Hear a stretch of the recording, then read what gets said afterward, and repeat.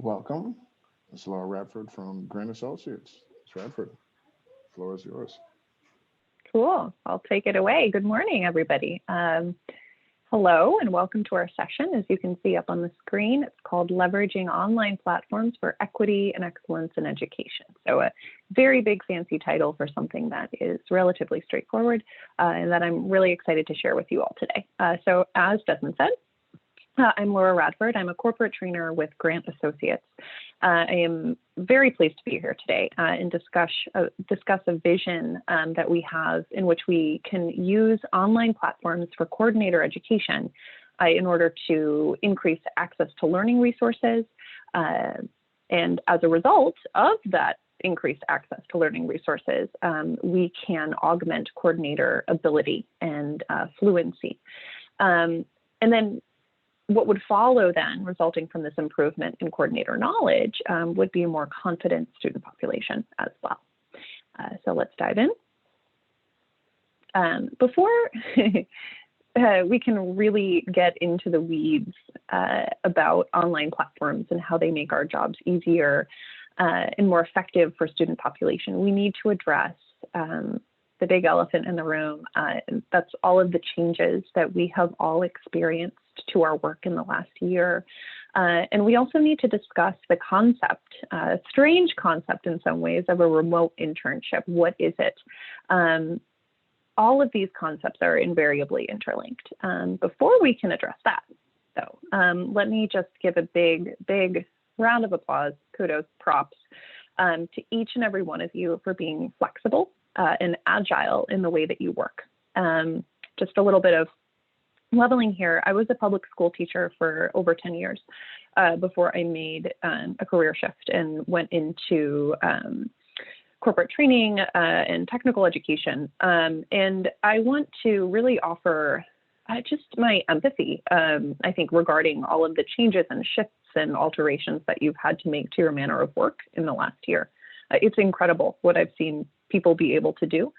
And, you know, we've gone from being live with students in classrooms and in learning-based internships that are, you know, physically based to attempting to create the same results while adjusting to and learning how to navigate new and oftentimes really challenging and different software and technology, different platforms and offerings. And it seems like there's a new one every single day that we have to learn. It is overwhelming at times. And it's difficult enough to do the work that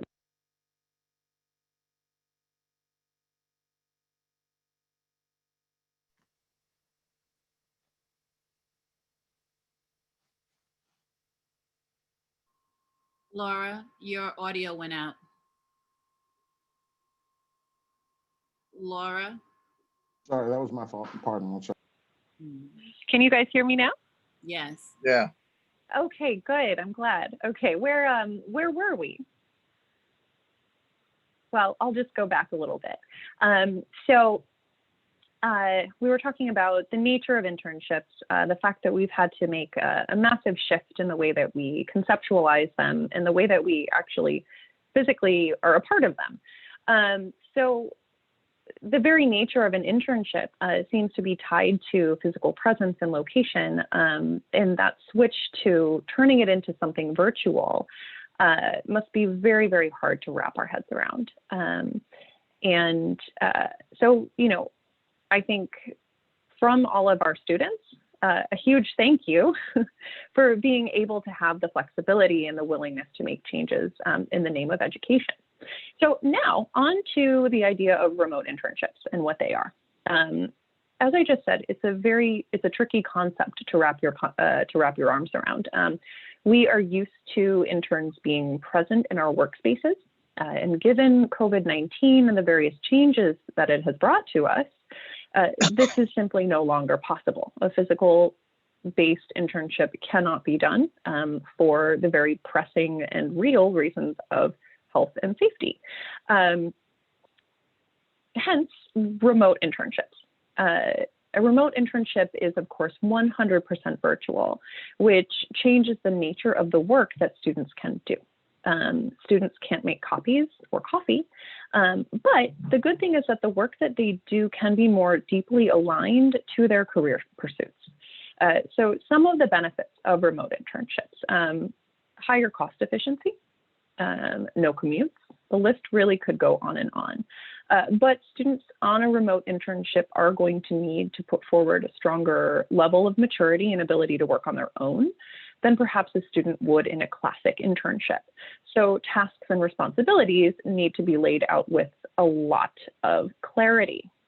So just up on the screen, we have some of the benefits of the remote internship, but also some of the needs of a student on a remote internship. So in more ways than I think in a physically based internship, students are going to need to be provided with structure and support, directions that leave no room for interpretation, and motivation. We're all, struggling with different levels of motivation right now in the work that we do, and it's the same for students. So the nature of a remote internship is just very, very different. Okay, so now that we have glossed over that to some extent, let's move on to our next slide. Let's talk about the purpose of this session. So in this session today, we really have two purposes. So first, we want to discuss how through the adoption of two online platforms, they are the LMS, Learning Management System, Impact U, and also updates to the WBL Toolkit, which I know that you are all well-versed in, familiar in, and know and love. The thoughtful adoption of online platforms can help to create a more equitable space for learning, an equitable virtual space for learning. But first, how does this idea connect to remote internships and students? What is the link that binds everybody together? Well, both of these resources are meant to be used to provide you with more support during these complicated times that have required a lot of adjustments to the way that we work that we just discussed, so that we can forge ahead in the internship process, serving both businesses and students, while making our lives as coordinators just a little bit less complicated. So both of these resources, the WBL Toolkit and the LMS that we will be adopting for your use, their purpose is to make things easier for you, to give you more access to the information that you need in order to do your jobs. And our next purpose, session purpose 2, next goal is to prove how the use of each platform helps to engage a diverse audience and can identify strategies for collaboration across disciplines in both remote and blended instruction. So totally remote, what we're doing right now, and blended, something that we might move forward with in the future as current events change. Both of these goals will be reached through introduction and discussion of both platforms. We will do a walkthrough of each platform. And then towards the end of the session, I have a few questions to ask all of you, which I would love to get your input on. And then we'll do a Q&A for as much time as we possibly can, so that you can have your questions answered. Also at the end of the session, we will be giving you a sheet to fill out, so that you can just give us your name, email address, and we can sign you up for the LMS, which is called Impact U, so that you can begin getting access to all of these learning materials that will help you.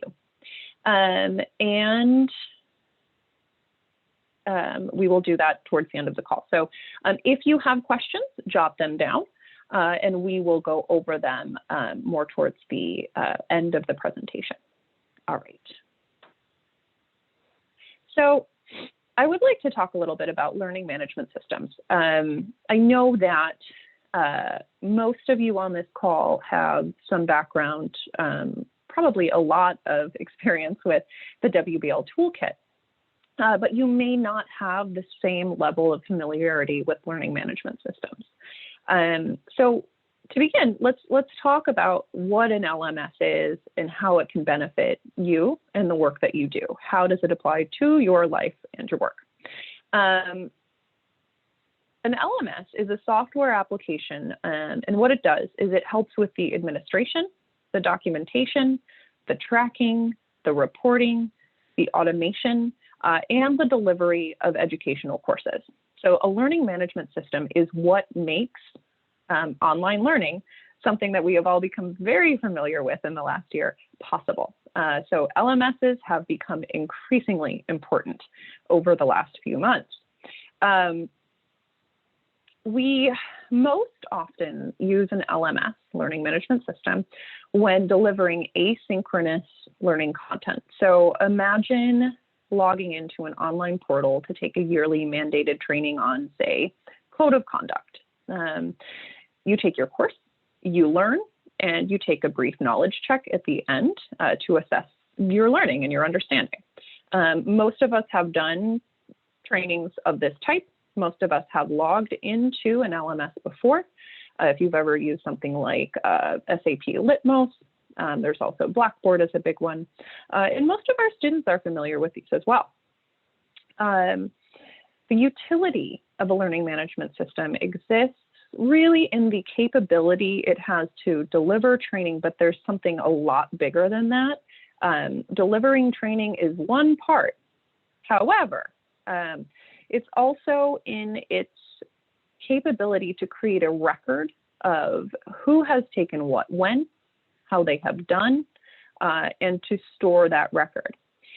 So it's truly a place where learning happens, but also a place where learning is organized. The fact that we can record and store grades and even see how long it has taken an end user, so a student or a coordinator, whoever is logging into the LMS and accessing training, the fact that we can see how long it has taken somebody to go through a training gives us incredibly valuable data. What valuable data might that be? Well, we can see areas where more training is needed. That, of course, would be based on grades. If you have a course that people have had to take 5 different times in order to get a passing score, you know that some work needs to be done on that course if people cannot pass it. Also, the amount of time that it takes somebody to go through a course. If they have to reference notes, and it's just taking a very, very inordinately long amount of time, you can use that data in order to make improvements to your course. So we can see areas where more training is needed, and we can see places where there is or are gaps in learning. So a learning management system is it's a training and learning powerhouse. Both live and asynchronous content can live on them. One of my most favorite features of an LMS, which I will be showing you all in a little bit, is a forum. If a forum is created and attached to a course users can ask questions and communicate with one another. And in effect, what they're doing, and you will all be able to do this with each other, is create an interactive learning space where there's a free flow of ideas and concepts. So just some basics about an LMS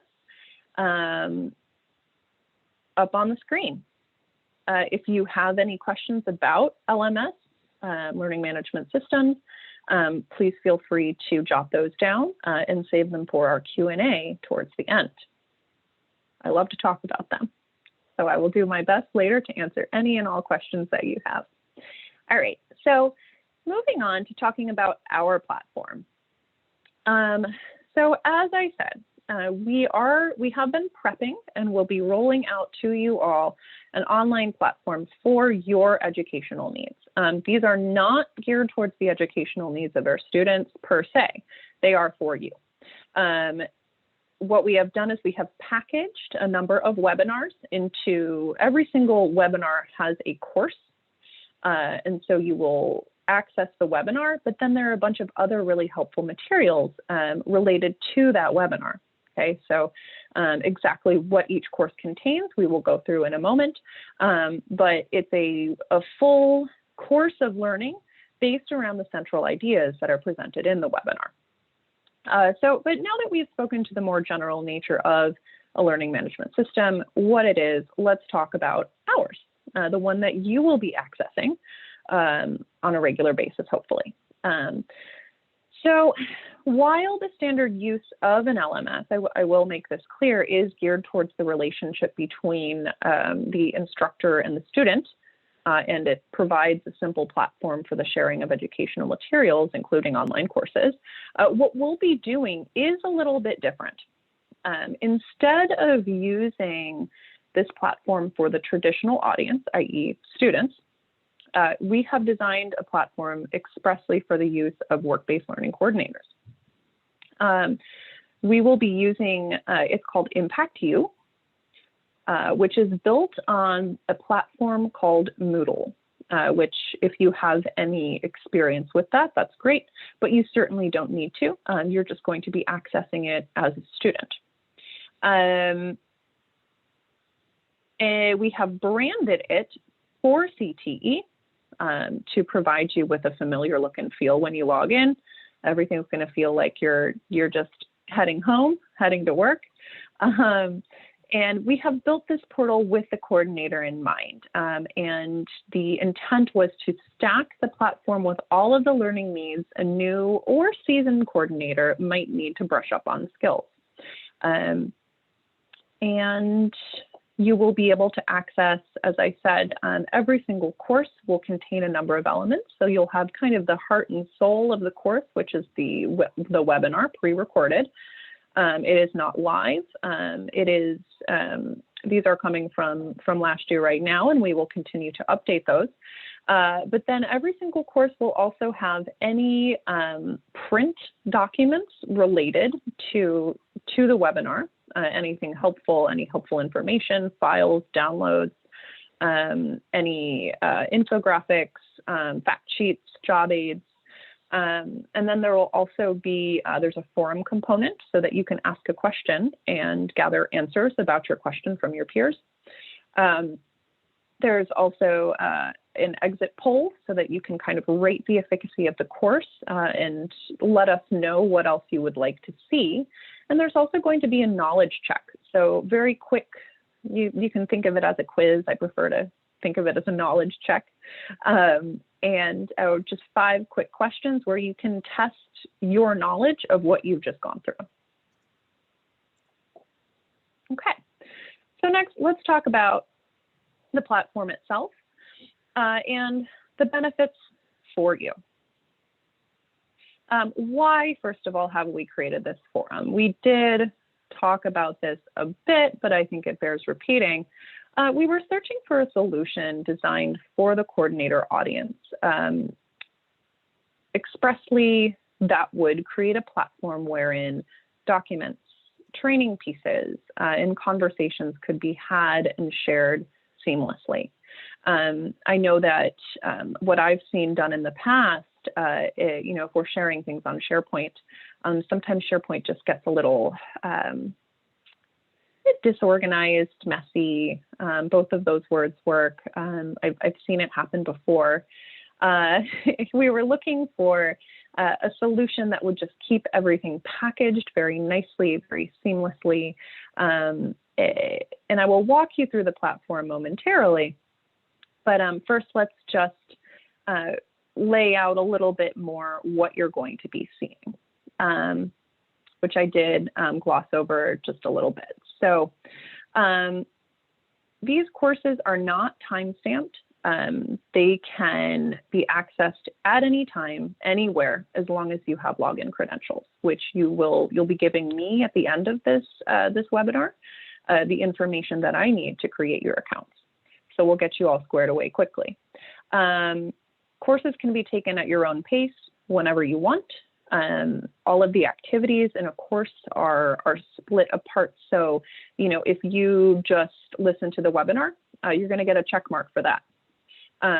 You won't have to go back to it. If you decide to take a break, do whatever you need to do, you can log back into the course. Your progress will be saved, and you can just pick up where you left off. When you have completed a course, the entire course, so every single element, you will receive a badge showing your completion. which will set you apart as an expert in that topic. Let's say, one of our courses is all about our ELL students, that contingent of our learning population.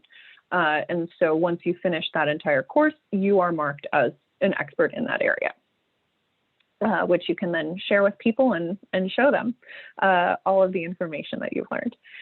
So what we cannot fail to mention here are the cascaded benefits for students also. The main idea underpinning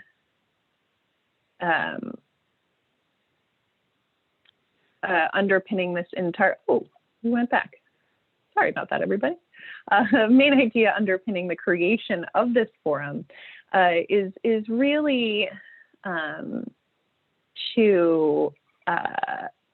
that the creation of the portal would increase access to learning and would, as a result, create increased coordinator knowledge, hence confidence.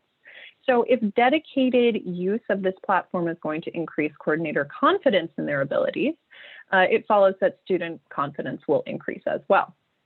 Confident coordinators will respond more readily and with more expertise to students, and will fill the student with that confidence, imbue them with that same sense of confidence and knowledge. A more confident student is going to feel more empowered to perform confidently in their internship. Everybody wins, and that is precisely what we want, is everybody, every single person who is a part of this program to be delivering successful results and to feel good about them too. Okay, now let's briefly talk about the toolkit. Just up on the screen, you have a little screenshot of the toolkit. I know everyone's probably very familiar with it. There are some very good updates to it, however. And so let's just talk a very brief overview of the toolkit, and we'll actually be starting our walkthrough with the toolkit as well, and we'll just go through it a little bit.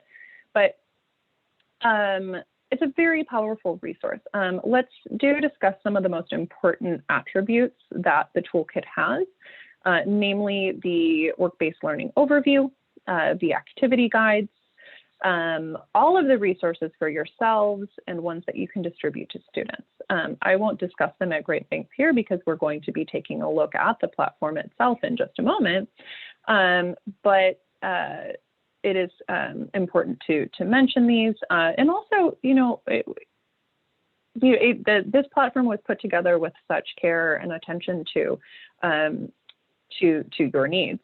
So it is very, very much worth the bookmark and a lot of visiting. So go there. There's a lot of good stuff, lots of good content. All right, and moving on, let's just talk about Impact U, so the LMS and the WBL Toolkit. Let's talk about how they are best on their own, what you can use them for, and how we are planning for them to work together. So on our slide, we have a column for both of the platforms and what they're used best for. So each of them has an explicit purpose. They do mesh well together. Impact U, so again, the LMS, I would say is best for accessing recorded webinars, anything, a webinar relevant document, for checking your knowledge and for communicating with other coordinators in a forum-based system. The WBL Toolkit, on the other hand, learn about the nature of work-based learning, access your planning documents, access information for employers, and also access information for students that you can later send to employers or students. And moving on here. Now, let's just briefly discuss how each of these resources work together in the service of both our coordinators and, as a result, in the service of our students. So first, simple access to a learning platform, in this case, 2 learning platforms. We're all very lucky. We have 2, not just 1, increases our coordinator ability to perform and to perform excellently. All of the resources that you need are accessible as long as there is a Wi-Fi connection, and in the case of the portal, a login and a password. Excellence leads to empowerment, and a well-prepared coordinator will be able to better assist the preparation of students. The students will gain all of the access of benefits that the coordinators do, or that you do. All right, so we're going to switch tack a little bit right at 11:30, and we're going to now move into the more technical part of our presentation, in which we are going to take a look at the WBL Toolkit first, and then we will be looking at Impact U for CTE. So I'm going to just do a little screen shift here and show you what we got.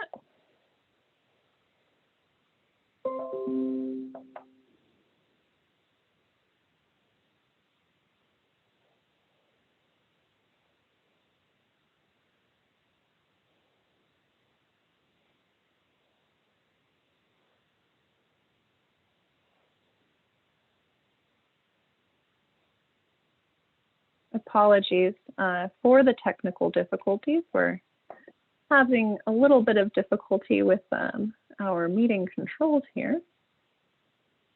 Let's see here.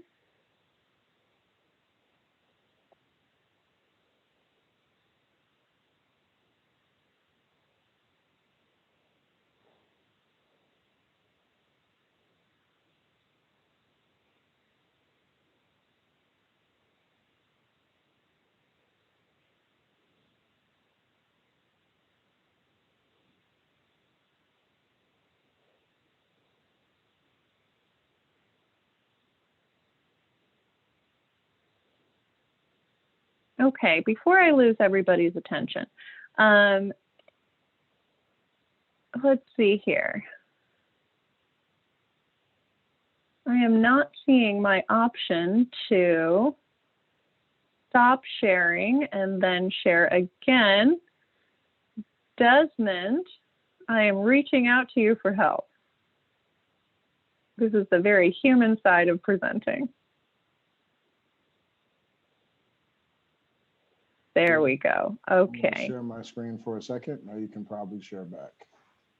Excellent. Thank you so much. When I have to go back to the presentation, I will let you know, and we can we can go through this whole song and dance again. Thank you, everybody, for your patience. Okay.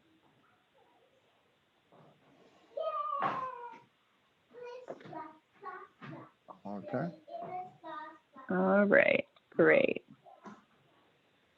Cool.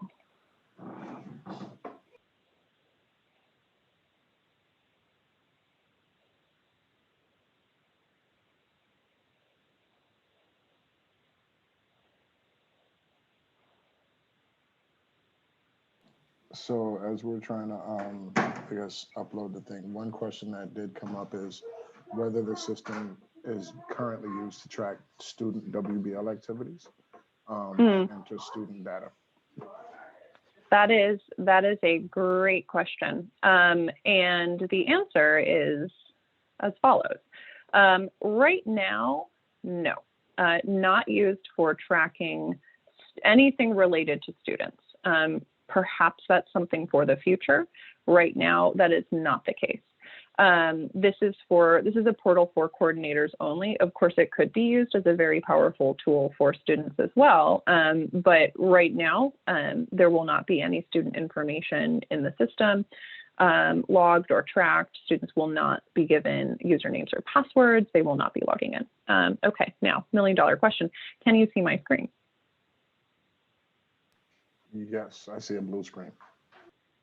You see a blue screen. Okay, well, then let's do this. Do you see the WBL Toolkit? Yes. Awesome. Okay, so let's go ahead. So I know that many of you are probably very familiar with this. So let's talk about first, I think let's do high-level overview, most important parts. And then let's just talk about some of the changes that have been made to the toolkit to account for all of the massive changes that we've had for our work in the last year. So first of all, work-based learning overview toolkit. Everybody should, if you have not already, bookmark this. Keep it somewhere very accessible. Put it on your bookmarks bar because there is so much information, so many activities, so many checklists for you that can empower your work, the work that you do each and every day. I cannot stress this enough. This is a very powerful tool that was created expressly with you and your daily activities in mind. So we have the About the Toolkit. We get into the philosophy of workplace learning, or work-based learning, which is very interesting. And this is your job, and you know this, right? If you ever need a refresher, it's all here. We have in the WBL overview a number of different pieces, components. We go from quality work-based learning. Okay, we talk about for just as an example, benefits for students. Okay, anytime you need to be refreshed, reminded, why is this such a powerful activity for students, such an amazing experience? Come to the toolkit, rediscover why. And we also have the continuum here, okay, which walks you through 3 different phases of work-based learning. And then you have the essential elements, okay, for yourself, really, in case you ever need to be refreshed on that. And then employability skills. So these are the top 10 employability skills for our students. And again, this entire section, the overview, is really just for you to come here. Gives you very high level overview of the work that you do. Activity guides. There is a lot of power here. So activity guides around guest speakers. If you needed to plan something for a guest speaker, click here. Everything that you need is here. Everything that you could dream of. Career days, same thing. Career mentoring, workplace tours. Not happening so much right now, but for the future. Okay, jobs shadowing, informational interviews, mock interviews, workplace challenges, work experience, internships. Everything is here. And just as an example, let's click on one of these and see what kind of information you can get. Let's see, guest speaker activity guide. If I were to click here, my goodness, look at everything that I have. A fact sheet, a guest speaker checklist, student guest speaker checklist, everything that you need in order to run a guest speaker presentation seamlessly. It even tells you what it is, what it's designed for, structured to, supported by. Okay, everything that you need. I think the real power here, though, is always going to be in the support materials.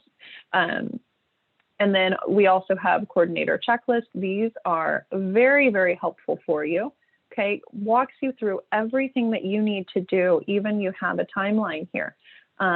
Beginning of the school year, 2 months in advance, 1 month in advance. I cannot stress, as an educator myself, how incredibly helpful having simple access to these types of documents and materials is. Timeline planning is something that, in my career has always been a little bit of a difficulty. Having this all laid out online is really incredible. So please do take full advantage of these resources that are here for you. Also very helpful, required documents and also implementation tools, okay? Very, very powerful part of the WBL toolkit. Also, if we move on to our third portion of this access bar up here, this is employer options, okay? So this is information that could be given to an employer, either by you, or you can give them this information as well. You can give them access to this, okay? So if you're ever needing to explain or just remind an employer what the benefit of this program is, you have the toolkit Okay, everything that you need, every tool you could possibly need is inside of this toolkit. Also very, very powerful is our resources section. You have a drop down and you can select any of these. So any downloads, online career exploration, remote and virtual work-based learning, how-tos and webinars. It's all here. In just a moment, we're going to talk about this remote and virtual work-based learning. Very, very big for 2020, 2021, as I'm sure you all know. And then in our About section, this is just, you know, about the toolkit, authors, and sources. So, but let's go back here to resources. So I highlighted remote and virtual work-based learning, and I want to draw your attention to something that is a change that was made in 2020 to account for all of the changes to the ways that we've had to work. So if I log in, if I go home, I've just logged in, okay, I want to go to schools, okay, you are going to see something incredibly important, and it is this button, jump to remote or virtual and remote work-based learning. So click on this button. It is there front and center for a reason, and this is something that is going to help you immeasurably with your work, okay?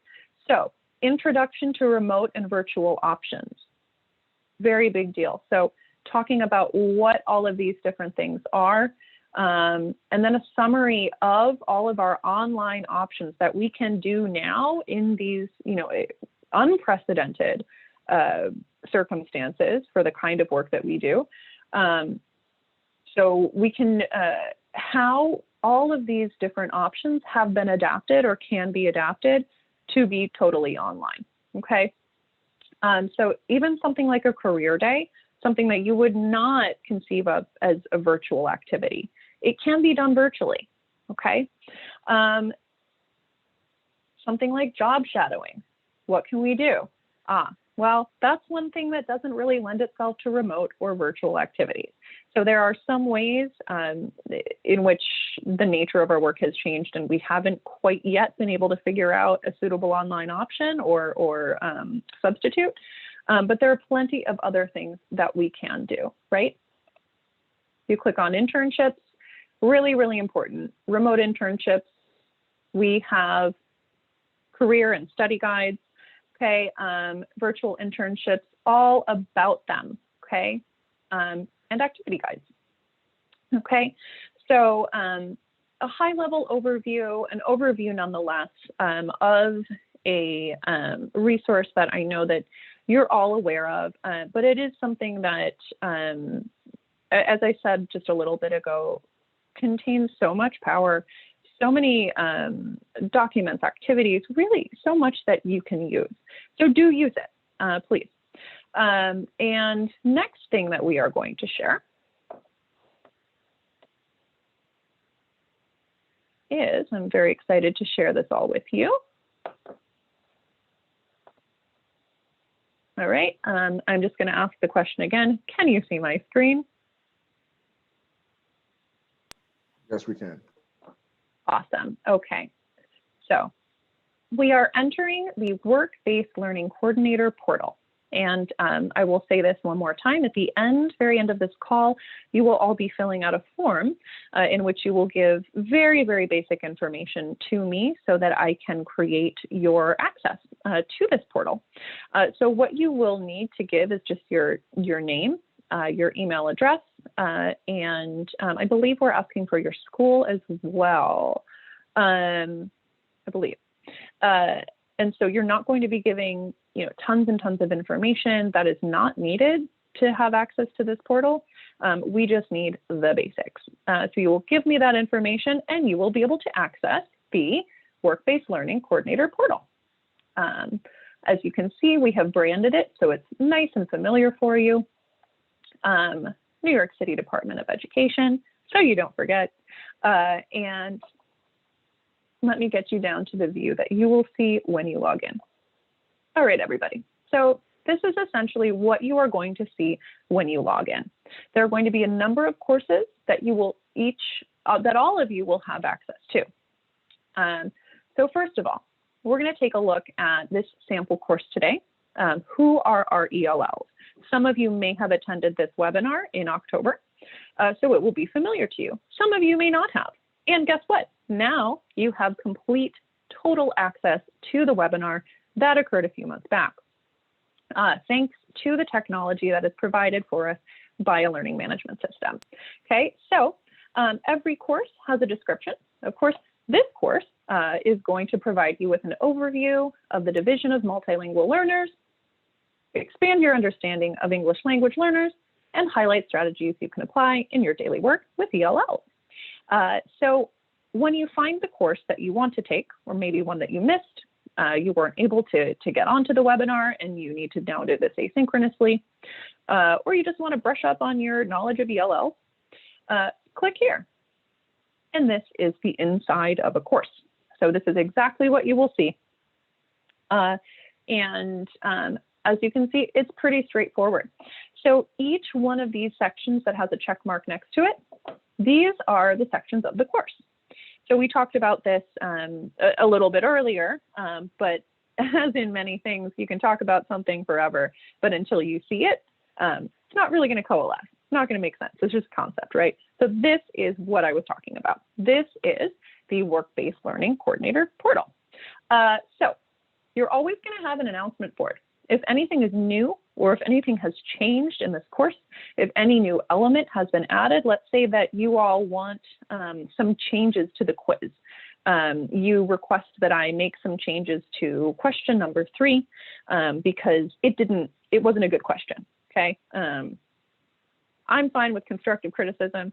So you send me that message loud and clear. I'm going to change it, and I'm going to let you know on the announcement board, okay? You're always going to find directions for use here, and it's going to let you know what you should be doing. Directions for use are generally going to be, they're not going to shift that much. It's just going to be go through all of the elements, take the knowledge check. If you have any questions, let me know. Okay, so you're always going to have your recorded webinar. To access the webinar itself, all you need to do is click right here. So we're going to practice that.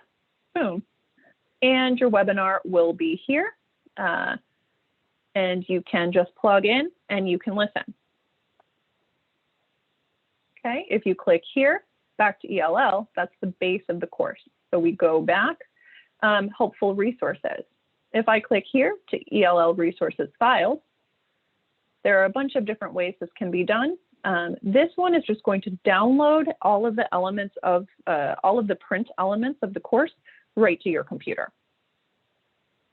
So nice and convenient.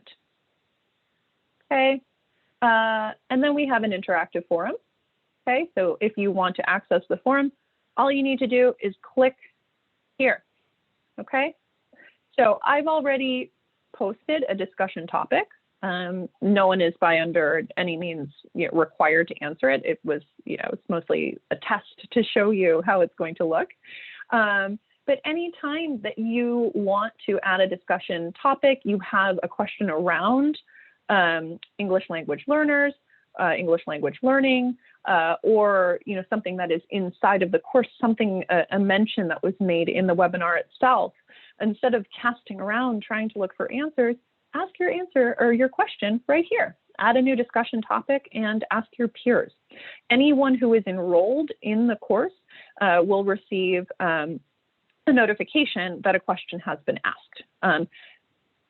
To make very clear, every single time someone posts a response, no, you will not be notified. I have turned those off because nobody wants to have 147 notifications. I would not do that to you. But if a new question is asked, you will get an email sent to the email address that you use to register for the site, and then you can answer your peers. Okay, so it's a really nice way to, as I said a little bit ago, create an online community geared towards understanding the work that we do with our peers. Okay, and then moving back, let's go back here. So besides the interactive forum, we also have a knowledge check. Generally going to be 5 simple questions that you can just use to gauge your level of learning. make sure that you've understood the concepts that have been discussed, and you know how to incorporate this information into your daily work. To access that, of course, you would just click here.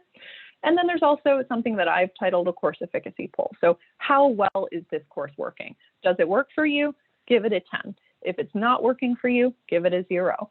And the more honest responses that we get, the more geared towards you and your work and what you need, we can make these courses, okay? So that is the portal, which you will be able to access very soon, as soon as you give me your information. All right, so I'm going to shift my view here. I am going to, once again, I'm going to stop my share, and then I am going to share again. We're going to go back. We're doing this a lot quicker this time. Awesome. And I'm just going to go back to the presentation. So just give me one moment while I gear that up.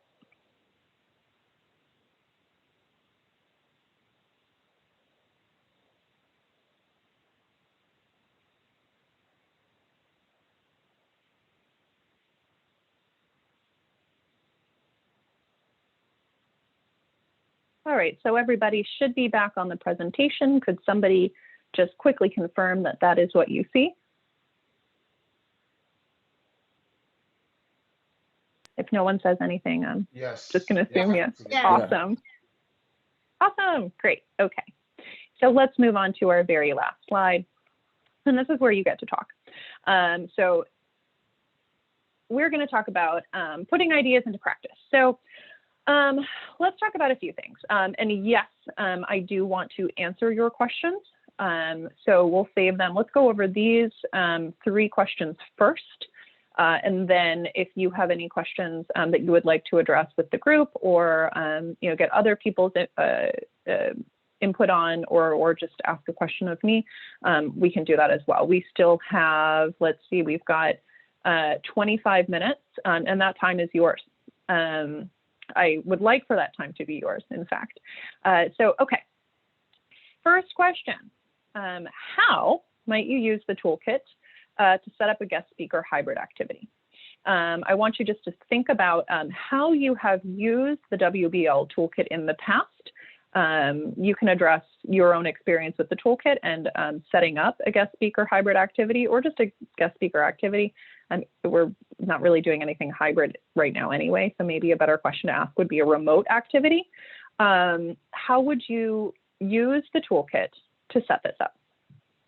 Just unmute yourselves. Let me know what you would do. How would you use the toolkit in order to set up this type of activity?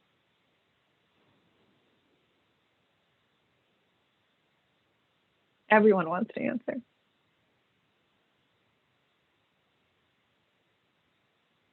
Where in the toolkit could you go? Hello. Hi. Hi.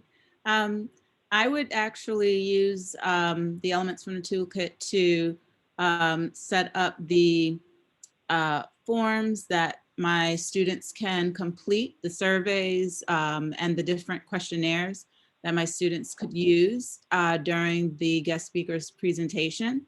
I could also use the toolkit to for my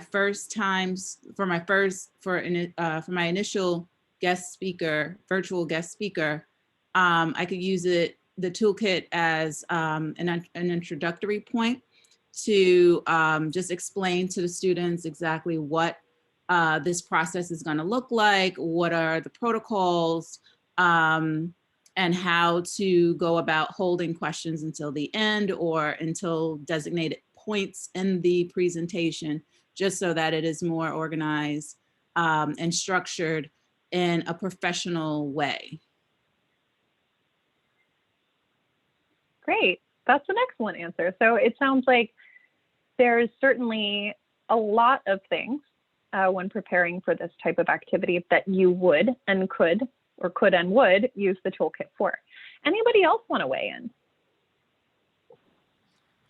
Well, we could bring in speakers from our partners from all over the country, and our organizations, and also reach down to the middle schools that's required in federal law at the moment.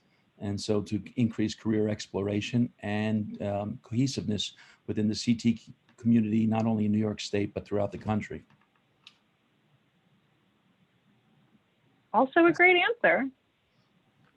There's Awesome. also a presenter's fact sheet, so it would help getting them organized. You know, keeping students engaged is a huge problem as educators, let alone as the guest speaker, and make sure that they're not speaking over their heads, and good talking points to help move it along. So that's a good conversation for us to have, just sharing that with them. Excellent. Yeah, great. Anybody else want to weigh in? Anything else? But keeping within the CTE network throughout the nation, we wouldn't have to go through that, because anyone associated with the national organization for 100 years would know about CTE and how to talk to our students about CTE and their careers. So that's one big thing, to widen the net of interaction. Always something that I think we need to consider.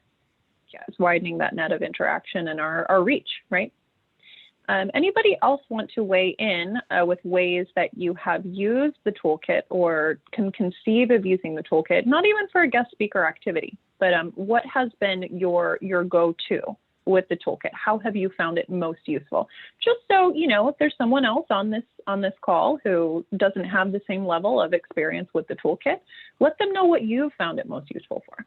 Hi, I'm not a coordinator at the school. I'm a special education teacher, but I've worked in computer networking and online education for about like 20 years, I suppose. I was curious in terms of accessibility. Like, I used to use Canvas infrastructure back in the day, and I was able to differentiate because of the plugins and its integration with things like OpenEd.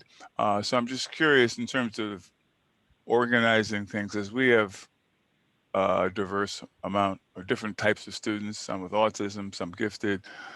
In terms of the toolkit, can it be tailored to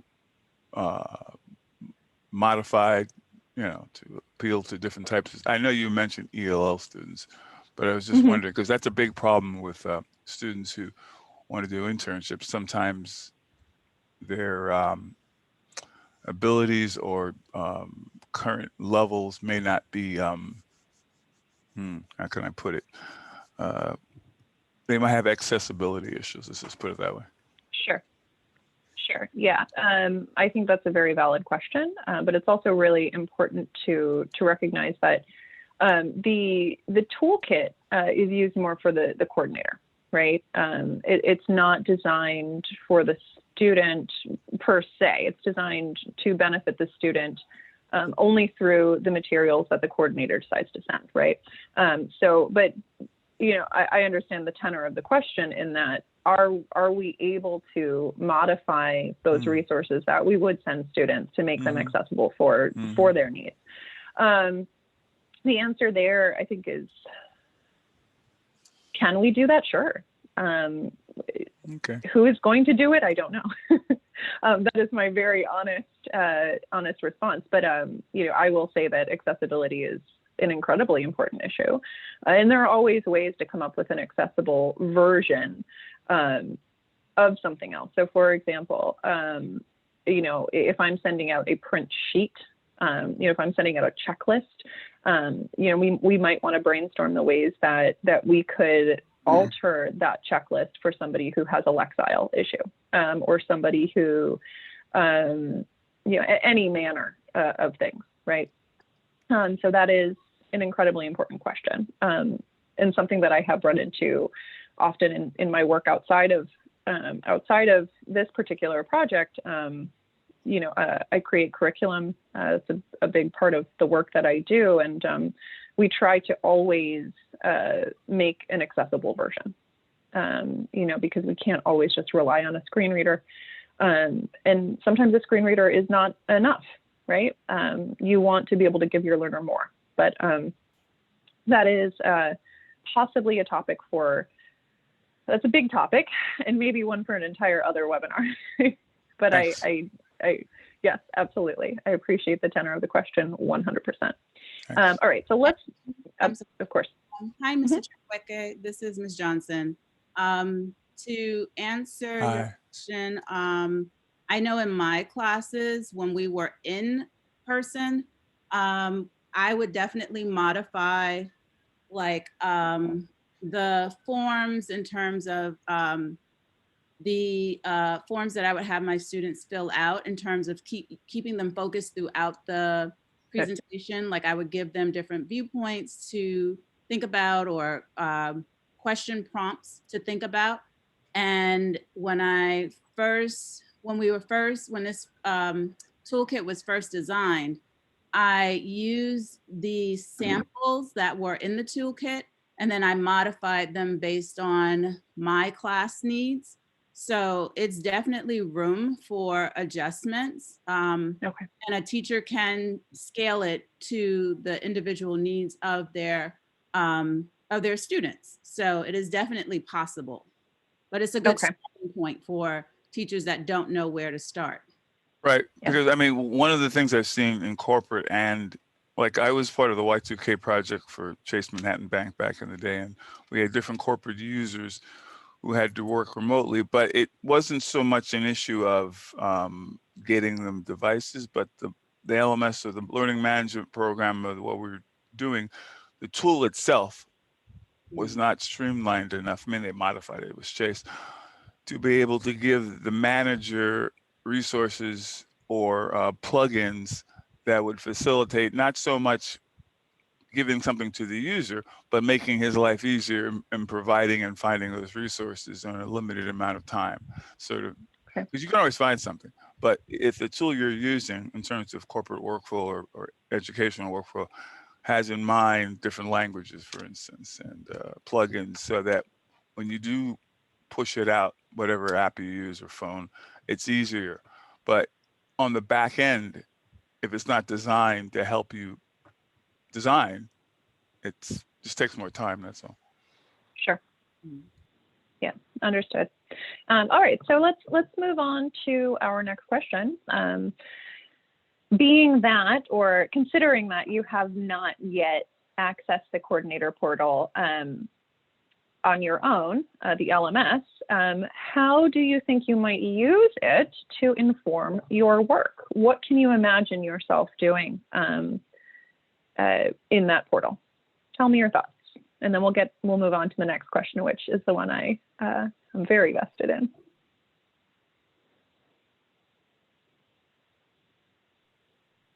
I liked the one-stop shop where I have one place to go for all the resources I need, rather than trying to look for someone's email. What were the resource? What was the workshop I attended? Now I have one place to go to. I could go back and look at all those helpful resources that they keep sharing that I'm interested in. Great. I'm very glad to hear you say that. And that's the intent, right? I cannot tell you how many times I've searched through my inbox to look for, recording of whatever sent from whomever, and it wears on you, especially since we're doing so much more of this, in our current situation, working from home, etc. And so, yeah, the intent was to create for you all a supermarket, essentially, of information. Go here, go to the different aisle, pick out the information that you need, and use it when you need it. So I'm glad that you like that. This is Rafael de la Cruz. Hi. I agree with both Damaris and yourself, Laura. Yes, it is another platform to learn, let's say, but at the same time, everything's in that one place. So once you get accustomed to it, you'll find that I personally feel that Microsoft SharePoint is very, very powerful, but I get lost in there. And so this will, I guess, hopefully really streamline it for me.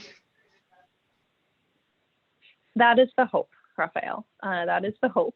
And I think that when we adopt any new tech solution. They're called solutions, right? Sometimes they do seem to create a little bit more of a problem because we have to learn them. The great thing about this particular portal is it is very simple. There will be a slight ramp up time, and I'm sure that if it weren't simple, you would all be able to use it too. But nobody has the time to invest in learning something that's very complicated, or something that is like, as you said, SharePoint just contains so many different, I like to think of them as hallways and, you know, access points. That's always been my trouble with SharePoint as well, is it doesn't stop anywhere. And so with this, yes, you log in, you find your course, you click there, and you find all of the information that you need. So that leads me to our next question, which is there anything else that you would like to see the portal contain? And what I really mean by that is, so let's think about the ELL course that we did a brief walkthrough of. It contains 5 elements, right? It contains the webinar, it contains the forum, the knowledge check, all of your print resources, and a poll that's essentially asking you, did you find this useful or not? Is there anything else that you can think of? And maybe these realizations will come to you post logging in and actually using it. You'll think, oh, okay, it would be really nice to have X, Y, Z. Is there anything you can think of now that you might want it to contain? I can speak to that. As kind of an interloper here, I don't teach CTE. I am an ELA teacher, a general ed ELA teacher.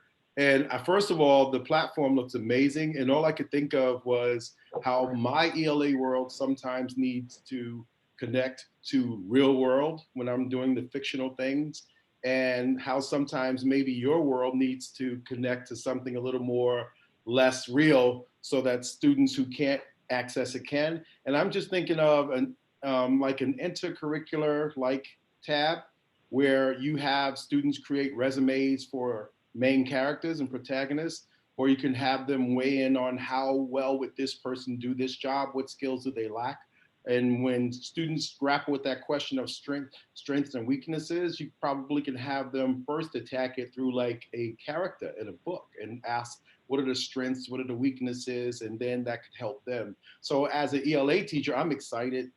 We have a bunch of CTE teachers from my school on this link, and I think especially curing NXs and just getting kids who are, you know, disconnected to connect, maybe we can merge those two worlds. So if we had a place where we first just threw ideas in there, and then you guys could put your heads together and pull together some intercurricular things.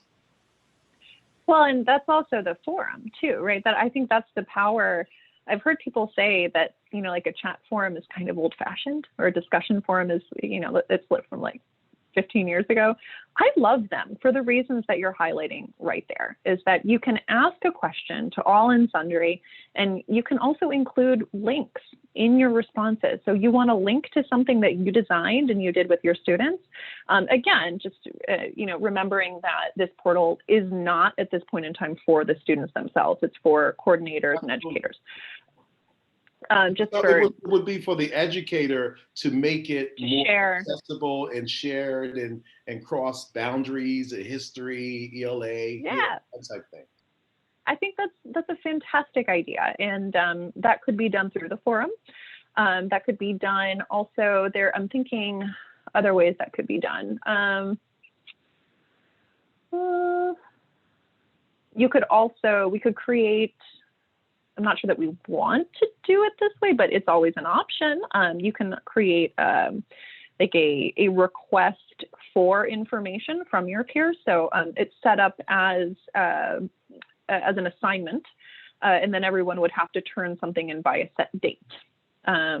But because we right now aren't thinking of this as like a place where people have to turn in work for a grade, you know, that might not be the best option. But there are manifold ways to do what you're describing, and I love the idea. Thank you. I can certainly help you with that, Mr. Williamson, being one of your coworkers, as I often have in the past. Just saying. Cool. I'm glad to see this happening. Love it. So we've got 8 minutes left. I want you all to now ask your questions. I will do my absolute best to answer them. Go ahead. Hi, my name is Lori, and I am new to this whole thing. I'm just the CTE teacher, and I would love for my work-based learning coordinator, who is not on here. I think, can I add her name onto here so you can email her and put her on this? Yes, absolutely. Please do. Yeah, thank you. I think it's great, and I just can't wait to get my hands into something more to dig in and get more. Good. More that's curriculum exactly to why really go dig and down into the rabbit hole. Thank you. you gotta love a good rabbit hole. Yep. What else? What are your questions?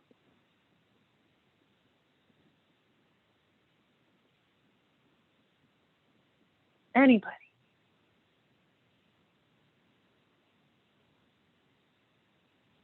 Hi, this is Cisa Escobar from Clara Barton High School, and I'm actually the new work-based coordinator there.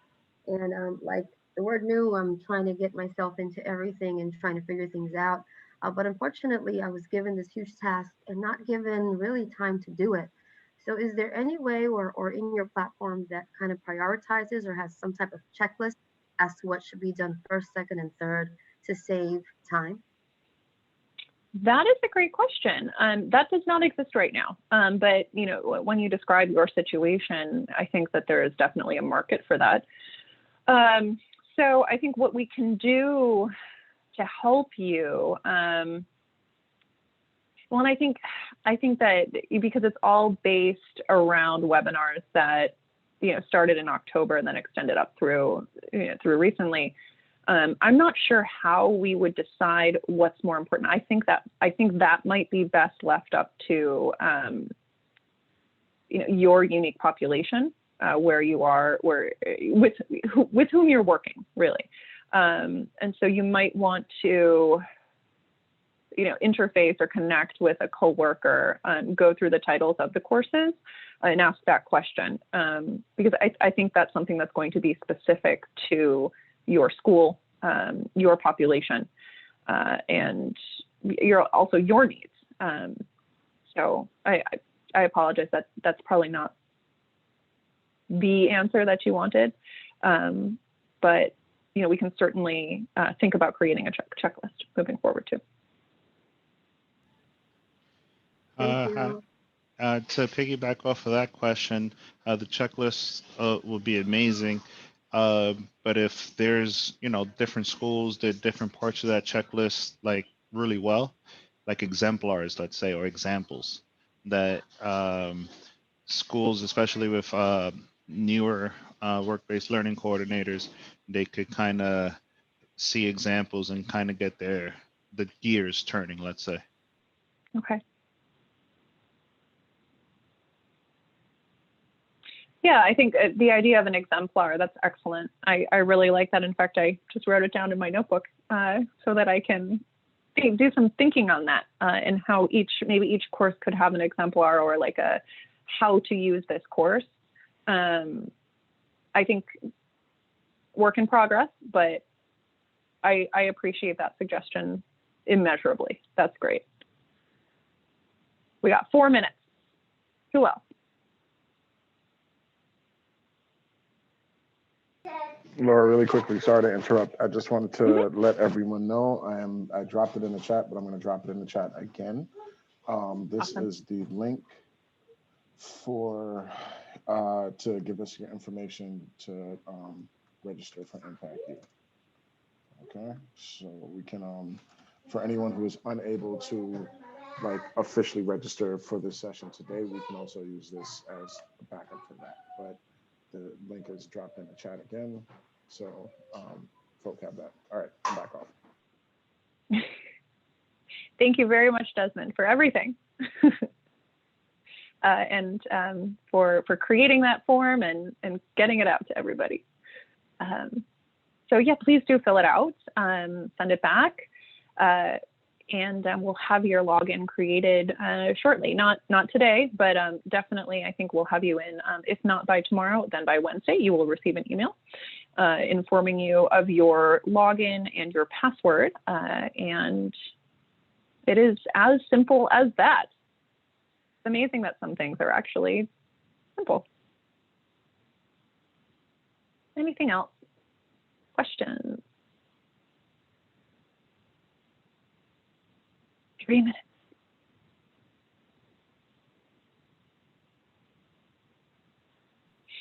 I have a quick question.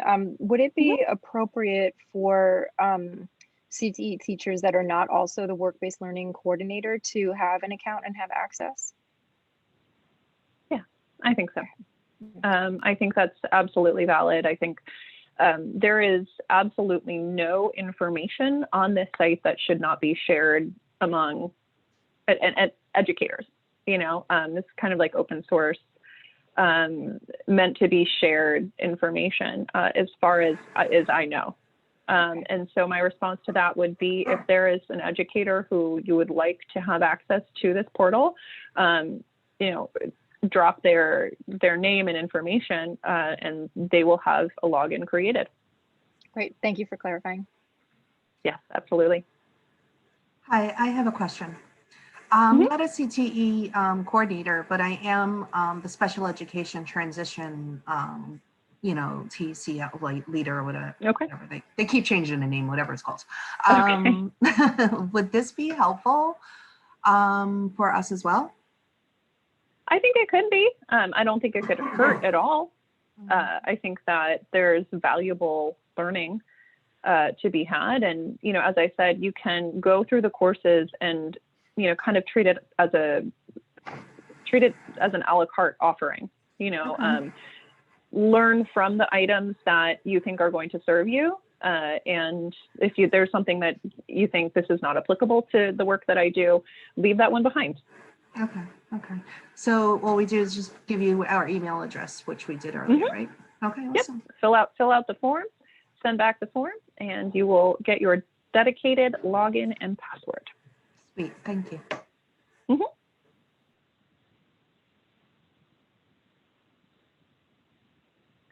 Okay, well, everybody, it has been a pleasure to be here with you today. Thank you so much for attending, for listening, for your questions and your suggestions. Very helpful for me also. I thank you so very much for having me. And I hope that we will be able to connect in the future. And please do keep your suggestions coming for the portal. Everything often needs improvement, and constructive criticism is something that I love. So send along your suggestions. And it is now 12:15. I know that that's our time. So I hope that the rest of this conference goes well for everybody. And again, I thank you for having me. Thank you. Thank you. Thank you. Absolutely. Thank you and take care. you very much. Thank you. Yeah. Have a great day, everyone. Thank you. Great day. Be well, everyone.